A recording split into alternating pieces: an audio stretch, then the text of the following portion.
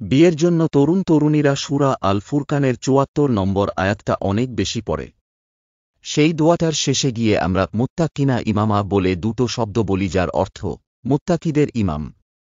মানে এই দোয়াতে আমরা আল্লাহর কাছে চোখ শীতলকারী সঙ্গী আর সন্তান চাই, এবং এটাও চাই যে আল্লাহ যেন আমাদেরকে মুত্তাকিদের ইমাম বানিয়ে দেন।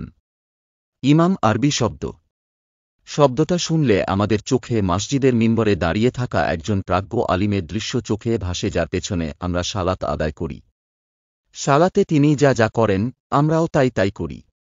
তিনি রুকুতে গেলে আমরা রুকুতে যাই, তিনি উঠে দাঁড়ালে আমরা উঠে দাঁড়াই, তিনি সিজদায় গেলে আমরাও সিজদায় যাই। অর্থাৎ তিনি আমাদের ইমাম হয়েছেন। আমাদের কাজ হল তাকে শতভাগ অনুসরণ করা। ইমাম শব্দের বাংলা অর্থ হল নেতা। নেতা বলতে আমরা তাকেই বুঝি যার আদেশ, যার কমান্ড বা নির্দেশনা আমরা মেনে চলি। কিন্তু আমরা কেন নেতাকে অনুসরণ করি? কারণ আমরা বিশ্বাস করি কমান্ড দেওয়ার মতন যোগ্যতা তার মাঝে আছে। তিনি ভুল কিছু করবেন না বা করেন না।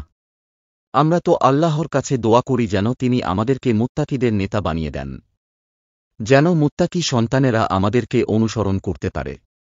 কিন্তু কখনো ভেবেছি কি, মুত্তাকি সন্তান যেন আমাকে অনুসরণ করতে পারে, আমার জীবন থেকে যেন সে শিখতে পারে, আমার জীবন দর্শনের আলোকে যেন সে জীবন গঠন করতে পারে, সেভাবে আমি আমার জীবনটাকে সাজাচ্ছি তো? মুত্তাকিনা ইমামা বলতে তো শুধু মুত্তাকি বা পরহেজগার সন্তান লাভ নয়, নিজেরও তাদের ইমাম বা নেতার হয়ে ওঠা। তাদের ইমাম হয়ে ওঠার জন্য জীবনকে যেভাবে পরিচালিত করা উচিত, সেভাবে কি পরিচালিত হচ্ছে আমাদের জীবন? মুত্তাকিনা ইমামার ব্যাখ্যাটা যেন আয়নার মতো আমাদের নিজেদের জীবনের দিকে তাকানোর আহ্বান জানান দিচ্ছে। সন্তানদের শুধু মুত্তাকি হওয়ার দোয়া করলেই চলবে না, বরং তাদের জন্য আদর্শ হয়ে ওঠার চেষ্টাও করতে হবে। এটা মনে করিয়ে দেয় আমাদের প্রতিটি কাজই তাদের জন্য এক একটা দৃষ্টান্ত। আমাদের প্রতিটি কাজই তাদের জন্য আদর্শ।